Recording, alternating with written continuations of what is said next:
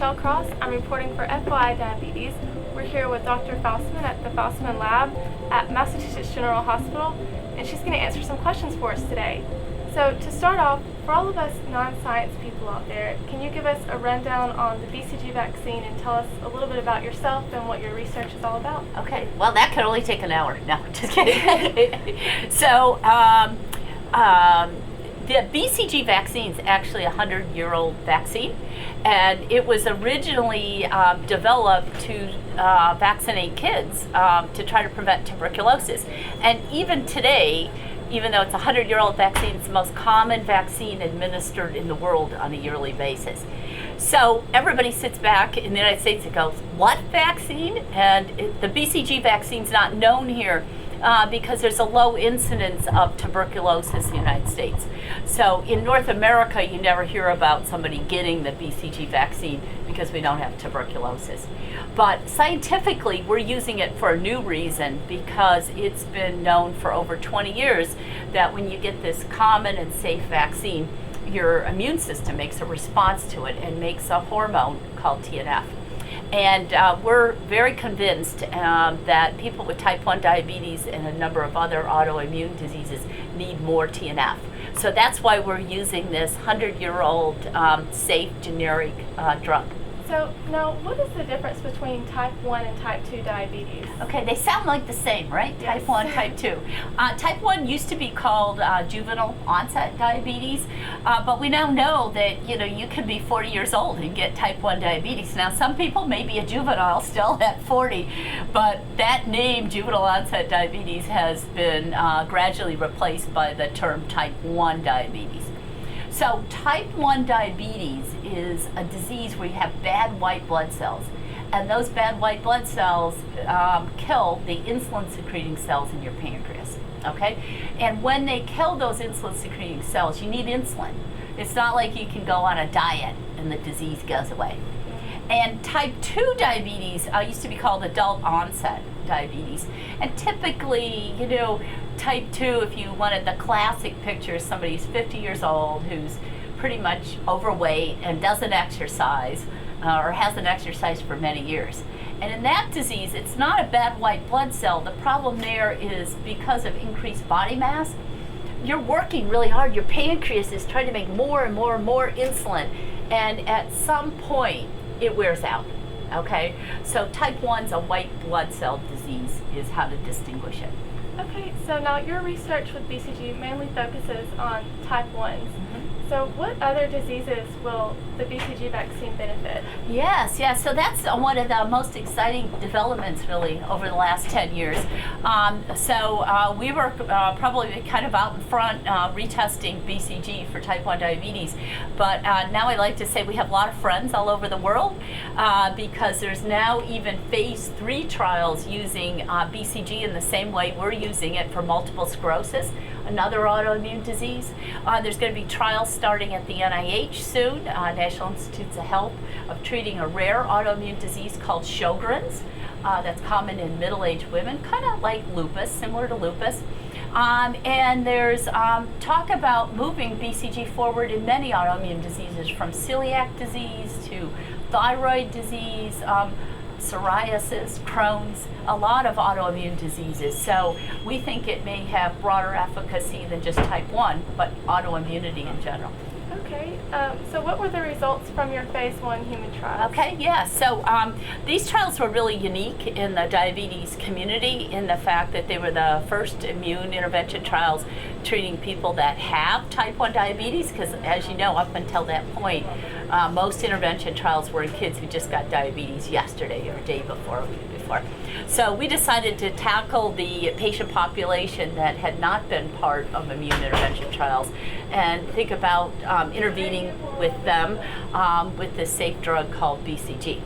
So what we saw, the data is published, so it's publicly available, but what the data showed was that after just 2 vaccines of BCG, a couple good things happened. And by good things, we're talking what we call biomarkers. It doesn't mean anybody was throwing their syringes away, okay? Nobody was cured. But we started to see with this low dose of vaccine that the bad white blood cells that attack the pancreas were dying. So this was very encouraging data that we were on the right track, but we had the wrong dosing and the wrong duration of the drug. That's very exciting. So what will phase 2 study look like? Yeah. And how is phase 2 going to be different from phase 2? 1? Okay, so phase 2 studies are bigger and more costly. So that's the reason that we are raising more money for phase 2. But also phase 2 studies get you closer to drug licensure, so that you actually have a drug on a market. So you definitely want to do a phase 2 study if the phase 1 data looks good. So for this phase 2 study, it's blinded, meaning that we don't know who's getting the drug and the patients don't know who's receiving the drug. And you need to do that in order to have the FDA give a blessing to it that you're doing it in the right way. And it's going to have 150 people with long-term diabetes that still have just a tiny bit of C-peptide from their pancreas. And this time they're going to get multiple injections approximately yearly for 5 years. Okay. So will there be a part of phase 2 that will include patients that don't have a detectable C-peptide level? Yeah. So for the first part of the phase 2 testing, what we call phase 2A, everybody has to have just a tiny little bit amount of C-peptide. But as we move forward from this phase 2 trial, we'll move to other groups. So who are the other groups? Well, the other groups are the moms who call me who have sick kids that just got diabetes like the last couple years, and why am I not doing kids? And then the other groups are people who've had long-term type 1 diabetes that even in these very sensitive blood tests, we can't see pancreas function. So we'll gradually tackle those groups. And so how we design the phase 2 for which group to use, we're trying to match it to the phase 1 study. So we can head for licensure at a faster rate. But we haven't forgotten everybody. And we want to do all those groups, and as we raise funding, we'll try to tackle those groups once we get this group underway. So some of your colleagues are focusing on stem cell research for reversing type 1 diabetes. Yeah. Do you foresee some sort of collaboration between stem cell research and the Bcg vaccine? Yeah, so it's a little bit early to talk about pairing two combinations together because we want to take BCG as far as it will go and see just how good it pushes the efficacy. And in our phase 2 trial, we're looking for a really tough endpoint that people don't usually pick, but a change in hemoglobin A1C, a lowering of hemoglobin A1C. So that's something that's very clinically significant that every diabetic would love to see. So your question really is at the issue of if you've had diabetes for 30 years, can your pancreas still regenerate, okay? Or can you preserve any little bits of pancreas that are there? We're going to learn some of those answers as we move through phase 2 and really see what the regenerative potential is. You'll note also in these phase 2 trials that we're following people for 5 years, and that's kind of important because data out of Europe of using BCG in another autoimmune disease called multiple sclerosis is showing that BCG vaccine in that disease also is taking about 5 years to show a clinical benefit. So the body doesn't heal itself overnight. So we got to be patient here, but we're doing the formal testing. So over the years, you've had to overcome the belief that once a patient is diagnosed with type 1 diabetes, their pancreas dies and it will never produce insulin again. Mm-hmm. Now, you've refused to accept this as true, and you haven't given up, and Mm-hmm. you continue to work. What keeps you going, and what keeps you motivated to try so hard in what you do? You know, it's an interesting concept, but we're so surprised. We do mostly what's called human immunology. A lot of people work only in the mouse, or I mean, there's even people in science who work on frogs or fish, okay? But we work with humans and do the basic science around humans with type 1 diabetes. And the thing that is really amazing to us is as we study humans with type 1 diabetes, we're surprised about how many things have been in the literature for 50 years that are just wrong. And so I think it kind of is not just stamina, but also really taking the time and trouble to study people, not just mice. And when you study people, you get different answers than maybe if you just study mice. So we like studying people. The public, as you know, is really supportive of this program, whether it's coming in to give us blood or public donations. And it's that combination that makes doing human research feasible.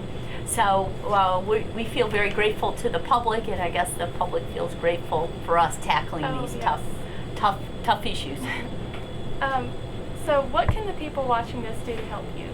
Well, everybody contributes, and that's what's so amazing. Everybody says, well, why do you have so many people that follow you? And I think it's because we try to give back, and people with type 1 diabetes, especially people with the disease, have felt that people aren't researching their disease, okay? So you asked me the question before about their disease, whether it's a new onset kid or somebody 30 years. We're probably one of the first groups to try to tackle disease reversal by immune intervention, people with the disease. It seems like a no-brainer, right? You should all be studying people with the disease. But we're one of the first groups to be brave enough to do trials in that stage of the disease. So because of that, people give back. People come and want to visit us and give blood, and we're totally appreciative of that. And then people over the United States fundraise for us. They set up an MGH webpage, or like your group, you are spearheading the efforts down in Georgia, and it's so greatly appreciated. Thank you. And if you guys want to support Dr. Faustman and her efforts, you can follow the link below and make a donation and help spread the word. I would like to say thank you for all the research you've done. You've given hope to diabetics around the world who previously really had none. So thank you for that. I know we all really appreciate that. And thank you for taking time out of your day to answer our questions today. And thank you guys at home for watching. Okay, thank you too. Come visit.